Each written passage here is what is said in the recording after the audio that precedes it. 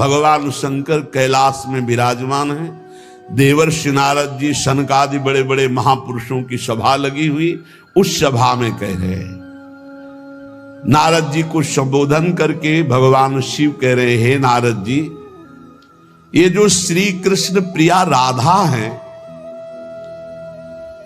ये महाचैतन्य शक्ति स्वरूपा जितनी भी देवियां हैं, ये सब इनके अंश से प्रकट हुई है। ये अंतरंग विभूति हैं, इसीलिए इनको कोई जानता नहीं, अत्यंत गोपन तत्व है, इसीलिए इनका एक नाम गोपी है। श्री कृष्ण सदैव इनकी आराधना करते, इसलिए नाम इनका राधा है, और ये सदैव श्री कृष्ण की आराधना में रहती, इसलिए इनका एक नाम राधिका है। ये और श्री कृष्ण दो नहीं है, श्री कृष्ण में राधा है, राधा में श्री कृष्ण है। ये राधा परा देवता है। जितनी भी लक्ष्मी आदि शक्तियां सब इन्हीं के अंश से हैं। आपको भगवान का आह्लाद कहा गया है, आह्लाद, और जब मूर्तिमान ये हुई तो राधा कहेंगे, किशोरी जो कहेंगे। और तत्कला कोटि कोट्यंसा, भगवान शिव बोल रहे हैं, तत्कला कोटि कोट्यंसा दुर्गाद्य त्रिगुणात्मिका। दुर्गा आदि जितनी त्रिगुणात्मिका दैवी शक्तियां हैं, ये इनके कला से करोड़वें अंश में प्रकट है। ये ही प्रकट है, पर करोड़वें अंश में प्रकट है। हम नहीं कह रहे, ये भगवान शिव कह रहे हैं। जो राधा कृपा कटाक्ष पढ़ते हैं, वो पढ़ के देखे, आखिरी में भगवान शिव कह रहे हैं, क्रियेश्वरी, मखेश्वरी, स्वधेश्वरी, त्रिवेद भारतीश्वरी, प्रमाण शासनेश्वरी। हमारे यहां सुधा निधि में महाप्रभु हरिवंश चंद्र जी कह रहे हैं, प्रेमणा सन्मधुरोज्वल हृदय संगार लीला कला वैचित्री परमावधिर भगवता पूज्य विकापी शता ईशानी च सची महासुख तनु शक्ति स्वतंत्रा परा श्री वृंदावन नाथ पट्ट महिषी राधयु सेव्यामम। बोले तत्कला कोटि कोट्यंसा, कला उन्हीं की कला, राधा की ही कला, श्री किशोरी जी के ही अंश से करोड़ों अंश में सब शक्तियों का प्रादुर्भाव हुआ। श्री राधा अपने अंश से महालक्ष्मी रूप धारण करती हैं, तो भगवान श्री कृष्ण नारायण रूप धारण करते हैं। मुनिश्रेष्ठ, थोड़ा भी भेद नहीं है। ये श्री राधा दुर्गा रूप धारण करती है, तो श्री कृष्ण शिव रूप धारण करते हैं, रुद्र। जब श्री कृष्ण के अंश से इंद्र, तो श्री राधा किशोरी के अंश से सची इंद्राणी। जब श्री कृष्ण के अंश से ब्रह्मा, तो राधा किशोरी के अंश से सावित्री देवी। जब श्री कृष्ण के अंश से यमराज, तो उनकी पत्नी धूमोरणा के रूप में श्री राधा किशोरी। अधिक क्या कहूं, इन दोनों के सिवा किसी की सत्ता ही नहीं।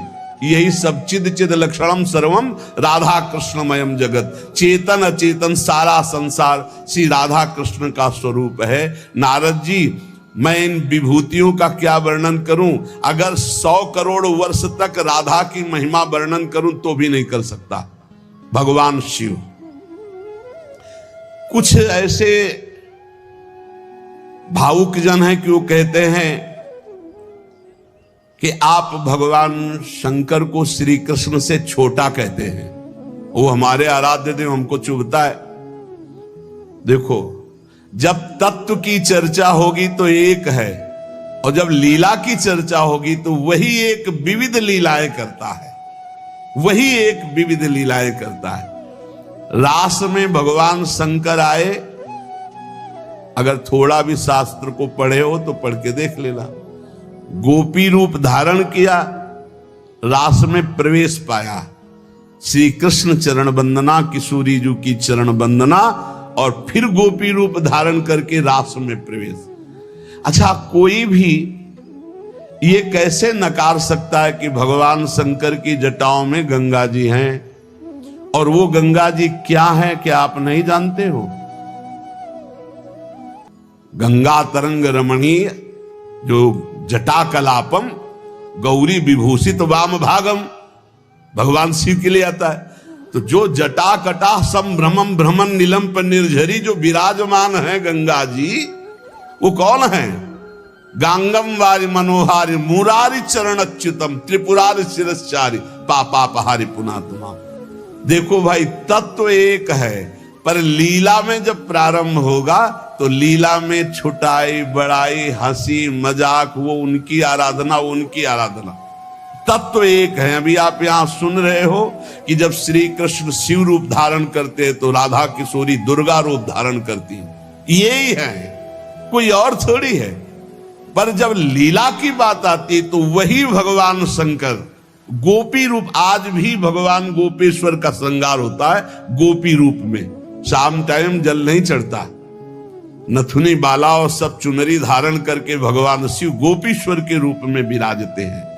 भगवान शंकर गंगा जी को नेत्रों से भी रोक सकते थे, लेकिन जटाओं में धारण किया कि श्री कृष्ण का चरणामृत है, वामन भगवान का चरणामृत है, वामन के रूप में श्री कृष्ण ही है। प्राणाधिक प्रियतमा सर्वाभ्याः सुंदरी परा सर्वयुक्ता च सौभाग्य भाग्नि गौरवान्विता। हमारी जो श्री किशोरी जो हैं, एक यहां बात ध्यान रखनी है कि एक प्रश्न और आता है सभा में, जब चर्चा होती है तो उसको सुनकर के लोगों के अंदर प्रश्न आता है कि शिव पुराण में लिखा है कि भगवान शंकर सर्वश्रेष्ठ है, देवी पुराण में लिखा है कि इन्हीं से सबकी उत्पत्ति है। आप गणेश महिमा को देखो तो यम ब्रह्म त्वम ब्रह्म, सब कुछ जिस पुराण को देखो उसी से सृष्टि हुई है। इसका मतलब क्या है? गलत है क्या? जब तुम शिव पुराण पढ़ोगे तो शिव तत्व से ही सबकी उत्पत्ति है, सब कुछ शिव तत्व है। पढ़े हैं, जैसे आप कहा भगवान शंकर ने चिद चिद लक्षणम सर्वम राधा कृष्णमयम जगत, ऐसे कहा गया है हे भगवती हे भगवान, आपसे ही सृष्टि प्रकट है शिव पुराण में, क्योंकि जितनी माताएं वो सब भगवती हैं और जितने पुरुष हैं वो सब हे भगवान शिव आपका ही स्वरूप है। चराचर जगत शिव और पार्वतीमय है। भगवान का ऐसा लिंग प्रकट हुआ शिव जी का कि 100 कल्प तक ब्रह्मा जी उतरते चढ़ते रहे, पार न पाया। फिर भगवान विष्णु उसमें पढ़ना शिव पुराण में, हम तो पढ़ करके बात कर रहे, आर पार नहीं पाया। भगवान शिव से ही नारायण का प्रादुर्भाव होता है, भगवान का प्रादुर्भाव होता है, भगवान शिव से ही ब्रह्मा का प्रादुर्भाव होता है। जब देवी भागवत पढ़ो तो सब कुछ देवी जी से प्रकट हुआ। तो क्या झूठा है क्या? पुराण कोई झूठे हैं क्या? तो अगर उनसे प्रकट हुआ तो इनसे कैसे? भागवत पढ़ करके देखो तो श्री हरि से नाभि कमल से ब्रह्मा, ब्रह्मा की भ्रकुट से शंकर, रुद्र का अवतार। उधर पढ़ करके देखो तो उन भगवान शिव से ब्रह्मा और श्री हरि प्रकट होते हैं। देवी भागवत पढ़ करके देखो तो देवी शक्ति। ये है क्या? तत्व। तत्व एक है, वही परमात्मा है। वही जब शिव पुराण पढ़ोगे तो सब कुछ शिव की, जब भागवत पुराण पढ़ोगे तो सब कुछ श्री हरि का, और जब देवी भागवत पढ़ोगे तो सब कुछ वही देवी प्रपन्नार्थ हरे प्रसीद प्रसीद मातर जगतो खिलस्य प्रसीद विश्वेश्वरी पाहे विश्वम त्वमीश्वरी देवी चराचरस्य। हे देवी, तुम ही चराचर में व्याप्त हो, तुम ईश्वरी हो, तुम सर्वशक्तिमान हो, तुमसे बढ़कर कोई नहीं। क्या समझते हो? जो जहां है वही परम तत्व है और वो वही सब कुछ है। इधर से हम देखेंगे तो कृष्णाकार, उधर से देखोगे तो शिवाकार, उधर से देखोगे तो दुर्गा में, उधर से देखोगे काली में। जो बोलो वही परम तत्व है। पर जब हम लीला का गायन करते हैं तो लीला में विभाग हो जाता है। वही एक परमात्मा, वेद कहता है एकोहम बहुश्यामा, मैं एक बहुत रूपों में हो जाऊं। अब वही परमात्मा शासक बन गया, वही शासित हो गया, वही धर्मात्मा बन गया। उसी के छाती से धर्म प्रकट हुआ, उसी के पीठ से अधर्म प्रकट हुआ। अधर्म करने वाला दंडनी हो गया, धर्म करने वाला बंदनी हो गया। लेकिन दंडनी और बंदनी में, दोनों में एक तत्व विराजमान। तत्व में अंतर नहीं। ये जो समझते नहीं ना, लीला को समझते नहीं है और तत्व को समझते नहीं, तो ये झगड़ा करने लगते हैं कि शिव को छोटा कैसे कह दिया। पूछो शिव जी से जाके, अरे उनको देखो तो रात दिन भगवत श्री हरि चर्चा करते रहते, और हरि को देखो, उनसे पूछो जाके कि तुम्हारे आराध्य देव कौन है, बोलेंगे शंकर। हरि से पूछो कि तुम्हारा गुरु कौन, बोले शंकर। और शंकर जी से पूछो तुम्हारा आराध्य देव को, बोले हरि। और हम आपस में लाठी चलाएं। अरे वो एक है, वो एक है, वो अनेक है। अनेक होते हुए भी एक है, एक होते हुए भी अनेक है। इस बात को समझो। जब देवी भागवत, तो देवी ही सब कुछ है, देवी के ही अंश से राधा है, समझिए आप। जब हम वृंदावन से बोलेंगे तो राधा के अंश से देवी है। जब आप शिव पुराण से बोलेंगे तो शिव के अंश से हरि हैं, और जब भागवत पुराण से बोलेंगे तो हरि के अंश से शिव है। आप इस बात को समझिए। जब लीला का बात, लीला प्रसंग आएगी तो उसमें भेद हो जाते हैं। जैसे ब्रह्म ऋषियों ने विचार किया कि इन तीन महान भगवत स्वरूपों में कौन सबसे बड़ा है। क्या उन ब्रह्म ऋषियों को पता नहीं कि हरि ही ब्रह्मा है, ब्रह्मा हरि ही शिव है। शिव ब्रह्मा और हरि में किंचित मात्र भेद नहीं। स्वयं भगवान बोले मैं ही हर हूं, मैं ही विधि हूं, मैं ही हरि रूप हूं। जगह जगह वर्णन है। लेकिन जब भृगु जी परीक्षा के लिए गए तो ब्रह्मा जी के सामने जाके ऐसे खड़े हो गए। यह भद्रता है गुरुजनों के सामने ऐसे खड़े होना, ऐसे नहीं खड़े हुआ जाता, यह अभद्रता कही जाती। गुरुजनों के सामने सावधानी पूर्वक हाथ जोड़कर या बहुत नम्र ऐसे। अब वो गए और ऐसे खड़े हो गए। ब्रह्मा जी ने कहा तो सभा की मर्यादा के विरुद्ध है, पर भृगु जी उनके पुत्र हैं, थोड़ा गुस्सा आया पर शांत रहे। शंकर जी के पास गए, बोले आओ भाई, बहुत दिनों बाद आगमन हुआ भृगु जी से। बोले हम तुम्हारे गले नहीं लगते, परम पवित्र रहते हैं। उठाया त्रिशूल उन्होंने, हमको। भृगु जी शांत होकर के वहां, और भगवान हरि के पास गए, सैया में पड़े हुए थे, सीधे लात मारी जाके, सीधे छाती पे लात। भगवान उठे और कहा मुझे पता नहीं था आप आ रहे हो, नहीं आपकी अगवानी करता। और चरण दाबने लगे, बोले आपके चरण बहुत कोमल है, मेरी छाती बहुत कठोर, कहीं चोट तो नहीं लग गई। और आज के बाद जब जब अवतार भी लेंगे तब तक आपका भृगु चरण चिन्ह ये हमारे छाती पे बना रहेगा, ये हमारा बड़ा सौभाग्य हो। आंसू आ गए भृगु जी के। अब आप क्या कहेंगे? कोई छोटा बड़ा नहीं। जब लीला होती है और एक ही तत्व है तो रंगमंच पर वही सब रूप धारण किए, जगन नाटक वही भवा, इस बात को सब। पर जब हम किशोरी जी की बात कहेंगे तो किशोरी जी के अंश से सब शक्तियां हैं। और जब आप दुर्गा की बात करें तो आपको वहां से दिखाई देगा किशोरी जी दुर्गा जी के अंश है, क्योंकि इधर से अंश वो, उधर से अंश वो उनकी अंशी, वो उनकी अंशी, कोई अंतर नहीं। इधर से हम बोलेंगे श्री कृष्ण के अंश से शिव, और जब शिव पुराण में पढ़ोगे तो शिव जी के अंश से श्री कृष्ण।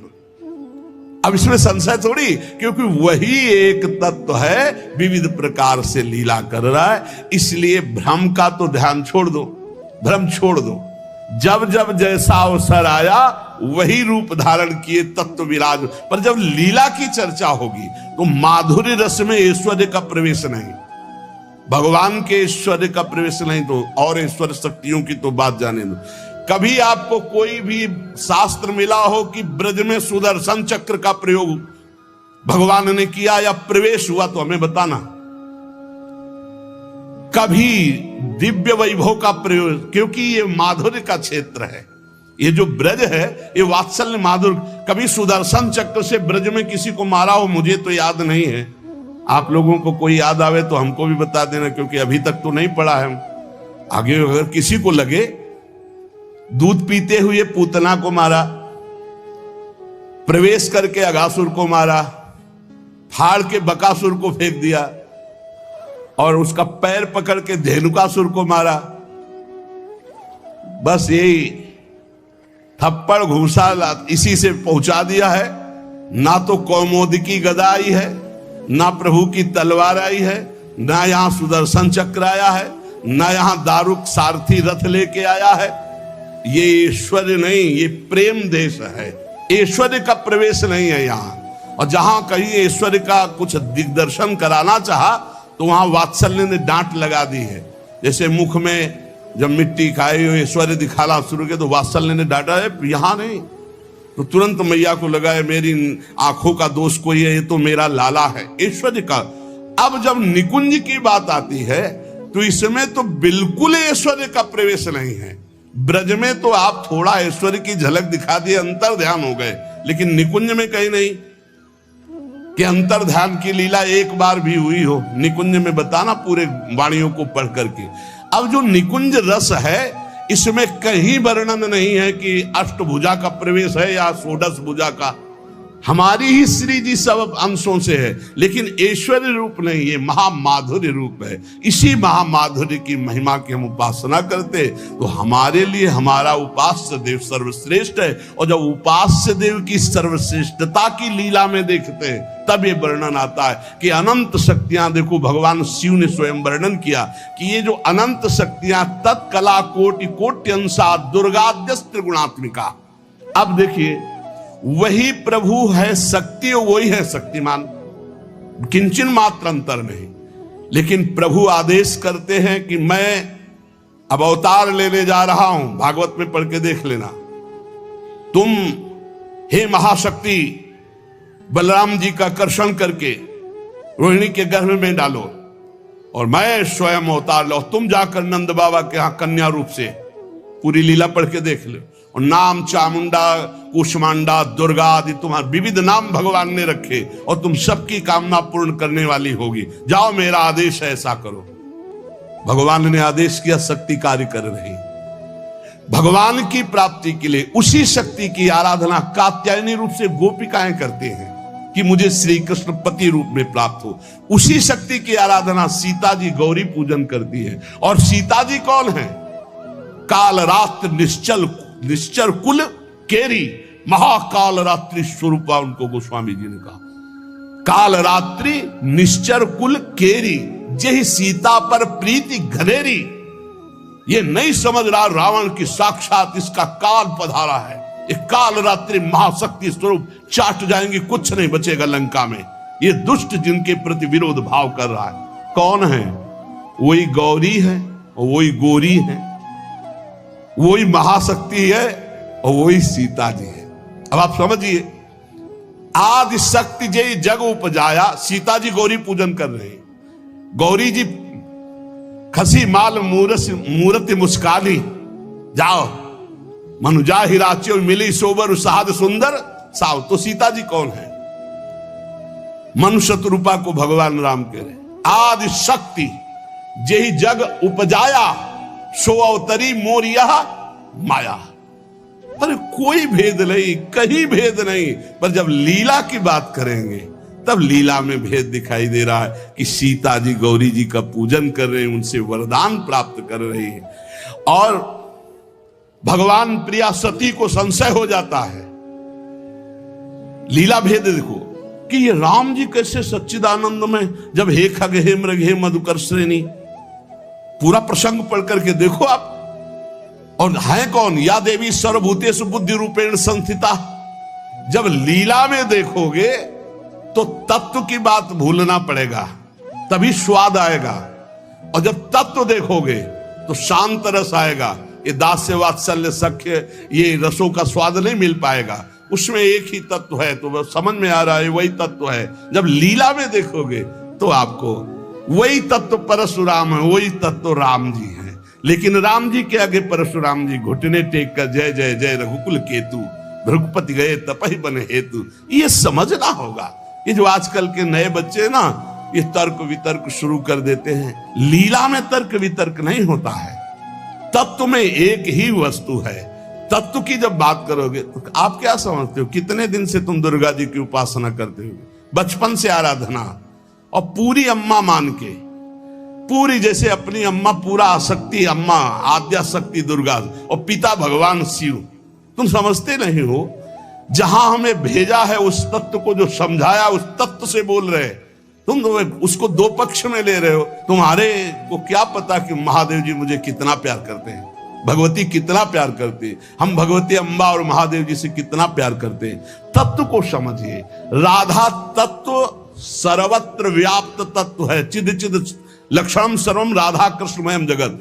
पर जब लीला में स्वरूप राधा जी का जो है वो कहीं त्रिभुवन में कहीं नहीं है, क्योंकि महामाधुर्य रस प्रेम स्वरूपा है, जिनकी आराधना स्वयं श्री कृष्ण करते, और जिन श्री कृष्ण की आराधना भगवान शंकर शनकादि ब्रह्मादि सब करते। ये हमारे उपास्य देव है। और जब आप अपने उपास्य देव के विषय में जैसे बोले कि श्री कृष्ण जिनके सेवक हैं ऐसे महादेव, कोई परेशानी नहीं। श्री कृष्ण जिनके सेवक हैं ऐसे महादेव, क्योंकि हमें पता है कि तुम जो बोल रहे हो वो सत्य बोल रहे हो, क्योंकि वैसे ही उस तत्व को देखा जाता है। ये तत्व है ही ऐसा कि हम जिस भावना से जैसे देखें वैसे दिखाई देगा। जब हम गणेश स्तोत्र पढ़ते हैं तो सब कुछ गणेश जी बने हुए हैं। जब राम स्तोत्र तो सब कुछ राम, जब कृष्ण सब कुछ कृष्ण, जब नरसिंह तो सब कुछ नरसिंह, जब वाराह तो सब कुछ वाराह, वही बने हुए, दूसरा कोई नहीं। इसमें हमें कोई संशय नहीं है। तुम्हें कितना ज्ञान है? उनके पति हैं शिव ज्ञान समुद्र, वो कह रहे हैं, हम तुम्हें पूरा परिचय के साथ बता रहे। पद्म पुराण पाताल खंड अध्याय 81 उसमें कह रहे तत्कला कोटि कोटि अंसा दुर्गाद्यास त्रिगुणात्मिका। कभी रास का स्वाद लिया है? रास का स्वाद लेना है तो ब्रज रस में। इसी यही तो वृंदावन की लीला, मत समझो गुरु को चीला, यहाँ ऋषि मुनि गए हार जपे जा राधे राधे। ऋषि मुनि गए हार जपे जा राधे राधे। प्रियालाल है प्रियालाल। अगर हम जो बोलते हैं उसकी बात को समझ लेना। कह दो कहां प्रमाण है तो हमारी छाती प्रमाण है, खिलवाड़ मत समझना। अगर तुमने राधा किशोरी की अवहेलना करके कहा कि अम्बा, जब जड़ भरत जी के ऊपर गड़ासा चलाने की बात अंबा के ही सेवकों ने किया तो भद्रकाली सहन नहीं कर पाई और मूर्ति फोड़कर प्रकट हो गई, काट के फेंक दिया अपने ही उपासकों को। होश में रहे ना, राधा किशोरी है। तत्व से बोलोगे तो मुझे कभी कोई संशय नहीं, सब एक हैं। जब लीला में आओगे तो वही स्वामी बनता है, वही सेवक बनता है। जब लीला में देखोगे तो वही छोटा बनता है, वही बड़ा बनता है। वो विविध रूप धारण करके एक ही तत्व खेल रहा है, इसमें संशय नहीं। पर जब लीला का रसास्वादन करते तब आप उसमें संशय मत करो। वो विविध लीलाएं, वही गोपी बना है, वही श्री जी बना है, वही वृंदावन बना है, और वही प्रीतम बना है, और वही खेल रहा है। वही नरक बना है, वही अधर्म बना है, वही दंड विधान बना है, वही रोग बना है, वही विविध प्रकार की यातना बना है। समझो ना, कह दो नरक भी वही बना। तो जब नरक नहीं था तब कौन था? श्री कृष्ण। और जब नहीं रहेगा तब कौन है? श्री कृष्ण। तो बीच में जो भास रहा है नरक वो है कौन? श्री कृष्ण। अब ये जान जाओ तो नरक ही नहीं है, परम पद के अधिकारी हो गए। जब यही नहीं जान रहे तो दुखप्रद है, अगर जान गए तो वो सुखप्रद है। अगर जानकारी का भी विस्मरण हो गया और सच्चिदानंद में स्थित तो आप ही वो हो, जानत तुम्हें हो जाए। तुम भी वही हो जो शिव, जो कृष्ण। जब तत्व में आओगे तो तुम भी वही हो, कोई किंचन मात्र अंतर नहीं। वही एक परमात्म तत्व विविध रूप में खेल रहा। चिद चिद लक्षणम सर्वम राधा कृष्णमयम जगत ईशावास्यमिदं सर्वम यत् किंचे जगत्याम जगत। और सच्ची मानो बिना भजन के समझ नहीं सकते रे। हमारी भाषा समझ ले। ये तर्क वितर्क से नहीं समझ सकते। जब तक ब्रह्मचर्य नहीं रहोगे, पवित्र आहार नहीं करोगे, लाखों नाम जप नहीं करोगे, तब तक वैसे समझ जाओगे ये कोई बातों का विषय है। भजन नहीं करोगे, परमात्म तत्व तुम्हारे तर्क वितर्क से समझ में आएगा। इसलिए समझा देते कि समझ लो, तुम्हारा मंगल हो जाए। और अगर ऐसे पक्ष और विपक्ष की भावनाएं रखोगे तो तुम्हें संतों में दोष दर्शन हो जाएगा। पक्की बात समझ लो। इसलिए बहुत सावधान। यहां से जो चर्चा होती है वो भगवत प्रसाद स्वरूप होती, उसका पान करो तर्क छोड़ करके। खूब नाम जप करो, डट के बन जाओगे। खूब संतों की चरण धूलि माथे पे। हाँ, लहु गणित तत्तपसा न याति न चेज्या न निरूपणात् गृहाद्वा न छंदसा न जलाग्नि सूर्यो बिना महात्पाद रजोभिषेकम। रज लगाओ संतों की चरणामृत पियो, संतों के वचनों का श्रद्धा विश्वास पूर्वक बढ़िया मंगल में ज्ञानी हो जाओगे। आपको कोई संशय नहीं रहेगा। पर लीला में बड़ा अंतर है। जब विमान पे चढ़ा हुआ जो वृत्तासुर बने थे चित्रकेतु उनका नाम था। और जब भगवान शिव को वो ऐसे शब्द जो नहीं बोलने चाहिए वो बोल रहे थे, तो अंबा जी गुस्सा हो गई। तो भगवान शिव ने कहा था कि तुम्हारे क्रोध और श्राप का उसके ऊपर कोई फर्क नहीं पड़ेगा। क्यों? बोले श्री हरि का निज जन है, साप दे दिया जा, दैत्य हो जा, क्या फर्क पड़ा? अंतिम समय जो वृत्तासुर की स्थिति है वो देख लो, जो भगवान शिव ने, कोई फर्क नहीं पड़ने वाला। क्यों? वो भगवान श्री हरि का निज जन है, भगवान का जन, भगवान शिव का है। भगवान शिव को भी गुस्सा नहीं आया, अंबा जी को गुस्सा आ गया। ये ऐसे जगत गुरु भगवान शिव से ऐसे नहीं बात करना चाहिए, विमान से उतरकर साष्टांग दंडवत होना चाहिए।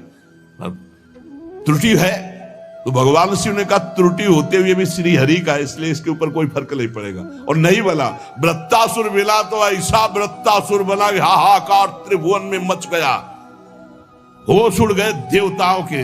तब दधीच की हड्डियों से वज्र का निर्माण हुआ। जब देखा कि हाथ में ऋषि का जो अस्थिपंजर, उसी से वज्र का निर्माण हुआ है, तो कहा देवराज ये मत सोचना मैं वज्र से डर रहा हूं, रुक जा।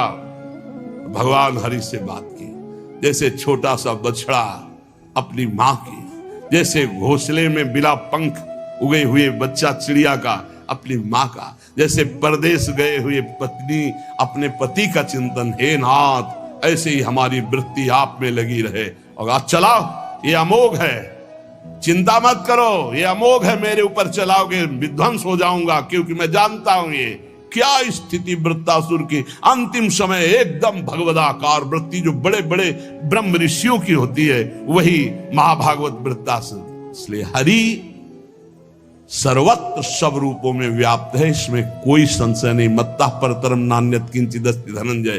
पर पुराणों में जो है, जहां जिस पुराण की चर्चा वही सर्वोपरि है।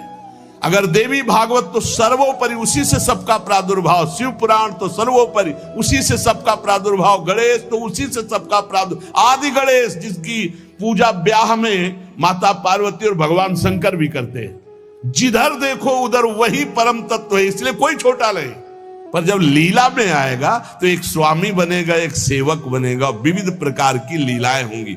लीला में प्रश्न नहीं, तत्व में अगर प्रश्न उठाओ तो एक ही तत्व है, उसमें कोई अंतर नहीं। पर जब लीला होती है, जैसे अब शिष्य की लीला, गुरु की लीला, अपराधी की लीला, जीवन मुक्त की लीला, लेकिन तत्व एक ही है, तत्व में अंतर नहीं है। अब तत्व का भाव अंदर जब जागृत हो जाएगा तो जानत तुम्हें हो जाए, वो वही बन जाएगा, उसमें कोई अंतर नहीं। पर लीला में अंतर जीवन भर बना रहेगा। तत्वबोध होने के बाद ऐसा थोड़ी कि गुरु के समान जाकर आसन में बैठ जाए, चाहे जितना बड़ा तत्व ज्ञानी हो, जब गुरु बैठे होंगे तो सर झुका के उनके चरणों में बैठेगा। तत्वबोध हो चुका, जानत तुम्हें हो जाए, वो भगवान स्वरूप हो चुका है, लेकिन गुरु है इसलिए नीचे बैठेगा। इसलिए कभी कोई भगवत चरित्रों पर संशय ना करे, कोई छोटा बड़ा नहीं है। पर जब खेल खेलने में उतरते हैं तो वही तत्व छोटा बनता है, वही बड़ा बनता है, वही स्वामी बनता है, वही सेवक बनता है। विविध प्रकार से वो जगन नाटक वैभवा अपने जगत में नाटक का स्वरूप करके वो वैभव प्रकाशित कर रहा है। ये खेल जान जाओ, या रहस्य रघुनाथ कर बेग न जाने कोई, जो जाने रघुपति कृपा तो सपने मोह न होए। ये जो अज्ञान की बातें करते हैं, इनके अंदर भजन नहीं, इसलिए जान नहीं पाते। प्रवचन धंधा नहीं, प्रवचन है ये जो तुम्हारे हर दुर्गुण दुराचार का नाश करके तुम्हें सतमार्ग में स्थापित कर देगा। ये वो नहीं है, ये कोई धंधा नहीं, ये केवल भगवत प्राप्ति के लिए। और यहां जितनी चर्चा होती है वो सब उसी एक तत्व की होती है, और उसी एक तत्व में कोई स्वामी है, कोई सेवक है, कोई महान है, कोई छोटा है, बस तत्व में अंतर नहीं। आपने लाखों बार सत्संग में सुना होगा कि तत्व एक ही है, इसमें कभी संशय नहीं है। हाँ, जब उसकी लीला चलती तो लीला में भेद है, और लीला रसास्वादन में भेद है, और रस की भाव गरिमा में भेद है। जैसे कोई सखा है तो कोई दास है, कोई गोपी है तो कोई सहचरी है, और अलग अलग भावों से उसी परमात्मा तत्व का रसास्वादन हो रहा है। अंतर की, इसलिए सब संशय छोड़कर एकमात्र भगवद आश्रित जहां तुम जो हो। गणेश उपासक के लिए सर्वोपरि गणेश, सब उनके नीचे। देवी उपासक के लिए सर्वोपरि देवी, सब उनके नीचे। शंकर उपासक के लिए शंकर जी सर्वश्रेष्ठ, उनके सामने। कृष्ण उपासक के लिए कृष्ण सर्वश्रेष्ठ, राम उपासक के लिए राम। हमें कोई संशय नहीं, क्योंकि वही तत्व बैठा हुआ है। पर जब लीला में देखो तो हनुमान जी बन के शंकर जी ही चरण पकड़े राम जी के, और राम जी सेवक बन करके रामेश्वर की स्थापना करते। लीला में तुम कहां काट सकते हो? लीला में तर्क वितर्क नहीं, एक ही तत्व है, उसमें कोई अंतर नहीं। इसलिए बहुत सावधानी पूर्वक संतों के वचनों को सुना जाए और अपने चित्त में धारण करके भगवदानंद की प्राप्ति की जाए, जिसके लिए हमको अवसर मिला है। कहीं हम इधर उधर दोष दर्शन करके अपने परमार्थ से भ्रष्ट ना हो जाएं, इसे ध्यान से सुन लो। जो जिनकी उपासना कर रहा है उसके लिए वो सर्वोपरि है। सर्वोपरि इसलिए कि वही सर्वोपरि तत्व है, दूसरा कोई नहीं है। पर जो जहां उपासना कर रहा है उसके लिए गर्व होना चाहिए कि हमारे उपास्य देव सर्वोपरि हैं। तर्क की जरूरत नहीं, मान्यता की जरूरत है। आप सर्वोपरि मानेंगे तभी तो आपका मन आराध्य देव में पूर्ण समर्पित होगा, और जब आप अनुभव करेंगे तो सब रूपों में मेरा ही आराध्य देव है, ऐसा आपको अनुभव होगा। और यही अनुभव होना परम सत्य अनुभव होना है। इसलिए खूब नाम जप करो, अच्छे आचरण करो, तर्क वितर्क मत करो। लीला अलग क्षेत्र है, तत्व ज्ञान अलग क्षेत्र है। तत्व का बोध होना और लीला में प्रवेश होना, दोनों में बहुत अंतर है। जब लीला की बात आएगी तो तत्व अंतर ध्यान हो जाता है, नहीं तो कैसे ध्यान है? मेरे प्रभु, इस समय मेरे प्रभु को शयन कराना है, मेरे प्रभु को भोग लगाना है, इस समय मेरे प्रभु को मंगलारती, इस समय मेरे प्रभु को जल पिलाना है, इस समय मेरे प्रभु को इत्र लगाना है। ये हम तत्व से थोड़ी देख रहे, हम भाव से देख रहे। भावोत्सवेन भजताम रस कामधेनु। और जब हम भाव से देखते तब हमको ये दिखाई देता है कि हमारी श्री जी के समान केवल श्री जी है, दूसरा कोई नहीं है, क्योंकि दूसरा कोई है ही नहीं। मेरे तो गिरधर गोपाल, दूसरो न कोई। ये हमको देखना, मीरा जी से लड़ना थोड़ी भाई कि करो पूजा, भाई हम परेशान कब कर रहे हैं? हम तो कह रहे मेरे तो गिरधर गोपाल, दूसरो न कोई। उनकी नंद कह रही थी ये हमारी कुल देवी पूजा को, बोले करो ना। बोले नहीं तुमको करना पड़े, बोले हम तो नहीं करेंगे, हमारे तो गिरधर गोपाल, दूसरो न कोई। जाके सिर मोर मुकुट मेरो पति सोई। उनका नहीं करना चाहिए। बोले क्यों करना चाहिए? बोले सुहागवती होती तो विधवा थी। बोले तुमने कुल पूजन नहीं किया क्या? तुम क्यों वैधव्य को प्राप्त हो? बस यही जगह से शुरू हो गया था उसका द्वेष भाव, बहुत प्रचंड द्वेष। तो सच्ची मान लो, हमारी प्रार्थना मान लो, झगड़ा झंझट की भावनाओं का त्याग करके एक ही परम तत्व है। जब लीला में उतरता है तो आप पढ़ के देख लो भागवत में। भरत जी जो जड़ भरत जी के रूप में है, देवी उपासक उनको ले गए और बलि देना चाहते थे। तो जो ही सर झुकाया तो अंबा जी के हृदय में आग लग गई। ऐसे परम निर्मल पुत्र का वध मां सह सकती? फाड़ करके मूर्ति प्रकट हो गई, काट के फेंक दिए। भागवत में पढ़ के देख लो भाई। वही परम तत्व है जो श्री कृष्ण है, वही काली है, जो काली है वही श्री कृष्ण है। मुझे समझने में इतना भी भेद नहीं, लीला में बड़ा भेद है। लीला में जब आते हैं तो अलग अलग रसास्वादन हो जाता है। तो लीला रसास्वादन पाने के लिए चरणों में जाकर के अपने अपने गुरुजनों की आराधना करो, खूब नाम जप करो। जब लीला चरित्र का प्रकाश होगा तब आप जान पाओगे। और श्री किशोरी किशोर जी का ये अद्भुत विलास, जो भगवान ब्रह्मा सनकादि शिवादि जिसका जस गाते हैं और याचना करते हैं, जो रज शिव सनकादि की याचत। अब कैसे रसमयी ग्रंथों में प्रवेश नहीं तो बाहरी लोग नहीं समझते, पर हम अपने सत्संगी जनों से कहते हैं अपनी उपासना में अपने आराध्य देव के समान कोई नहीं है। ये सबको मानना चाहिए। जब तक मानोगे नहीं, निंदा किसी की नहीं कर ली, पर अपने उपास्य देव अपने लिए सर्वोपरि हैं, उनके समान कोई नहीं। जब ऐसा मानोगे तभी आप प्रेम रस को प्राप्त होगे। शेष चर्चा आगे। श्री राधा वल्लभ लाल की। घर परिवार वालों से तो प्रभु यदि निवृत्ति मार्ग में हो तो भूल जाओ कि तुम कहां पैदा हुए थे। इसलिए उपासक बहुत सावधान, हमारी बात मान लेना। यदि निवृत्ति मार्ग में चले हो तो परिवार से संबंध छोड़ दो, पैसे का बल छोड़ दो, किसी से दोस्ती मत करो, शत्रुता तो किसी से भूल के मत करो। तो एकमात्र भगवान का भरोसा, सब व्यवस्था हो जाएगी, सब व्यवस्था। मान लीजिए सब व्यवस्था हो जाएगी, विश्वास कीजिए, हमारी बात पर विश्वास कर लीजिए, किसी का सहयोग, और विरक्त होकर घर से लेके खाना है तो जहर खाना है। जहर का मतलब समझते हो? जैसे जहर खाते हो हमें मार देता है, ऐसे ही हमारे वैराग्य को मार देगा। पूज्य श्री रघुनाथ दास गोस्वामी जी को उनके पिता बहुत बड़े आदमी थे, मजूमदार, खूब धन वैभव। जब देखा कि बेटा जगन्नाथपुरी में वैराग्य, तो यहां से हलवाई, सामग्री, रुपया, पैसा सब भेजा। 2-4 दिन श्री पूज्य रघुनाथ दास गोस्वामी जी ने महाप्रभु चैतन्य देव को भोग पाया। फिर विचार किया, जब मैं वैराग्य के मार्ग में हूं तो पिता के द्वारा दी हुई वस्तु और संपत्ति का भोग। जाकर जगन्नाथ जी के द्वार पर सिंहपौर पर खड़े हो जाते, जो भिक्षुकों को प्रसाद बंटता वो प्रसाद लेकर बस एकांत भजन करते।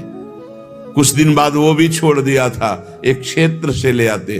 कुछ दिन बाद वो भी छोड़ दिया। जो प्रसाद गायों को डाल दिया जाता, गायें छक जाती, ना पाती, वो रात्रि में बीन के लाते और धोकर उससे उदर पोषण